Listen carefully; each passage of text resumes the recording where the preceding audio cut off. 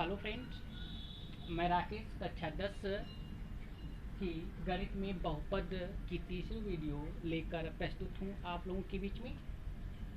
यहाँ हम आपको बहुपदों के शून्यकों का ज्यामितीय अर्थ स्पष्ट करेंगे। तो आइए हम बताते हैं रैखिक बहुपदों के शून्यकों का ज्यामितीय अर्थ होता क्या है।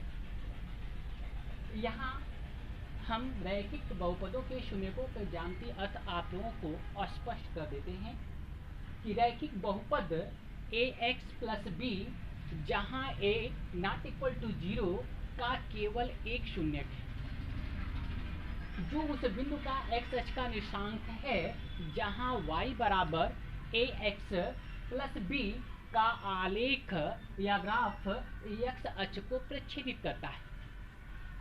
आप लोग जानते हैं रैखिक बहुपद का आलेख एक सरल रेखा होती है और इनका एक शून्यक होता है।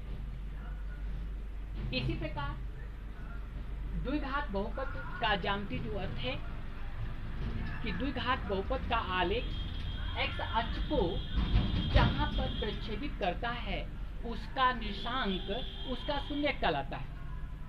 तो चाहे वो रैखिक बहुपद हो, चाहे द्विघात बहुपद हो, चाहे तीन घात बहुपद हो, वह x अक्ष को जितने बिंदुओं पर प्रच्छेदित करता है उसके निर्देशांक उनके शून्यक कहलाते हैं।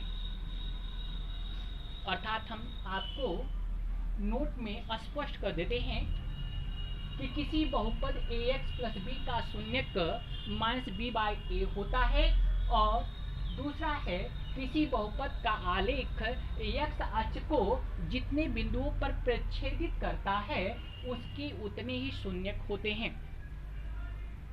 तो हम इसके आधार पर इस बहुपद की पहली प्रश्नावली अर्थात प्रश्नावली 2.1 एनसीईआरटी बुक से एनसीईआरटी राजू प्रकाशन की बुक से ये पहली प्रश्नावली आपको हम समझा रहे हैं। तो यहाँ पर क्वेश्चन नंबर 1 में आपका पहला पार्ट जो दिया है इस व्हाइट बोर्ड पर आपको दिख रहा है फिगर।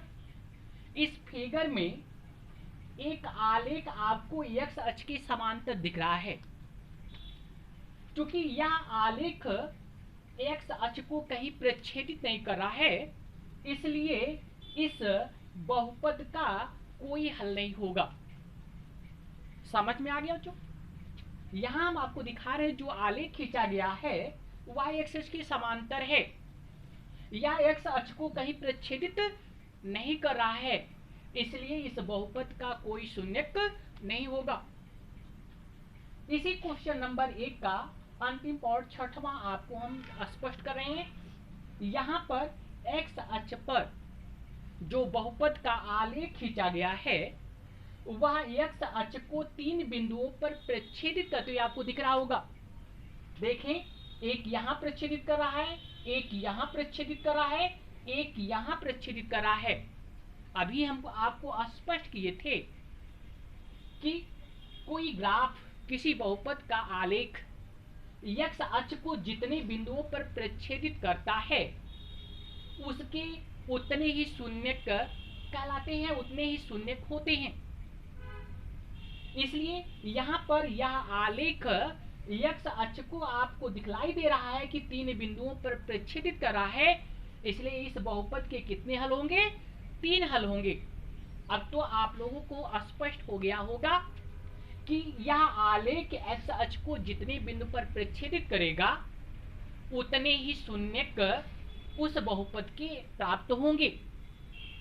अतः इस क्वेश्चन में अर्थात इस प्रश्नावली में इस पहले और छठवें क्वेश्चन के अतिरिक्त जितने भी क्वेश्चन हैं अब आप लोग आसानी से हल कर सकते हैं। अब आप लोगों को ये समझ में आ गया होगा कि किसी बहुपद का हल इस ग्राफ से कैसे हम पहचान लेंगे। स्पष्ट हो गया कि नहीं? स्पष्ट ना हुआ हो तो एक बार फिर हम आपको रिपीट करते हैं कि किसी बहुपद का आलेख x अक्ष को जितने बिंदुओं पर प्रच्छेदित करता है उस बहुपद के उतने शून्यक भी होते हैं।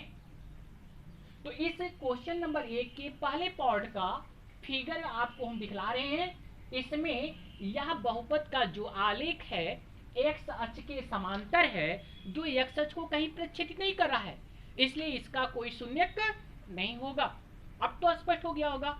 इसी प्रकार छठवें के फिगर में आपको हम दिखाना चाहते हैं कि यहाँ पर इस बहुपद का जो आलेख है एक्स अक्ष को 3 बिंदुओं पर प्रक्षेपित कर रहा है, अतः इसके शून्यकों की संख्या कितनी होगी? 3 होगी। अब तो आप लोगों को स्पष्ट हो गया। इसी प्रकार इस प्रश्नावली 2.1 के जितने भी क्वेश्चन है वो आप आसानी से हल कर सकते हैं। ठीक है।